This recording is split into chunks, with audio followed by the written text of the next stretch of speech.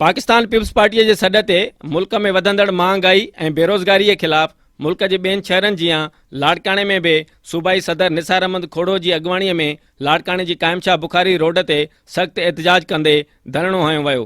एहतजाजी धरणे में निसार अहमद खोड़ो का अलावा जमील अहमद सुमरो, खुर्शीद अहमद जूणेजो, सोहेल अनवर सियाल, एजाज अहमद लिगारी और खैर मोहम्मद शेख समेत बेन मकामी अगवाणन तोड़े कारकुनन पार्टी झंडा खणी वडे अंग में शिरकत कई। उन मौके ते पीपल्स पार्टी के सूबाई सदर निसार अहमद खोड़ो, जमील अहमद सुमरो, सोहेल अनवर सियाल, एजाज अहमद लिगारी और बेन ॻाल्हाईंदे चयो त हिन वक्त सिर्फ बिलावल भुट्टो ज़रदारी गरीब अवाम की वाहिद उम्मीद है,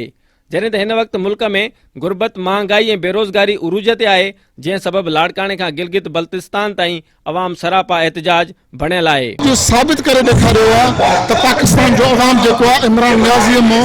बेज़ार थी चुको आहे। हेॾी वॾी शिरकत लाड़काने जी तारीख़ में कंहिं एहतजाज में तव्हांखे नज़र न आई हूंदी,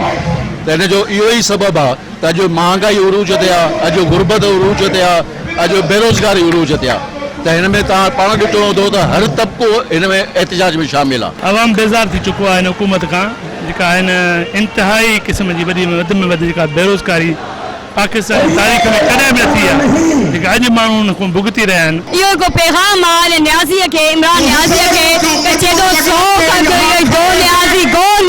एहतजाज दौरान अगवाणन ॻाल्हाईंदे वधीक चयो त वज़ीर आज़म इमरान खान इस्तीफ़ा ॾेई घर वञे, न त ॿी सूरत में अवाम मथां मड़ियल हिन वज़ीर आज़म ऐं तब्दीली सरकार के घर मोकिलण लाइ हर ऑप्शन इस्तेमाल कयो वेंदो ऐं असांजी हीअ तहरीक उन वक्त ताईं जारी रहंदी जेसिताईं हिन अवाम दुश्मन हुकूमत के घर बेड़ो न कंदासीं। कैमरामैन जावेद जंजूटा सां गॾु अली गुरामाणी, सिंध टीवी न्यूज़, लाड़काणो।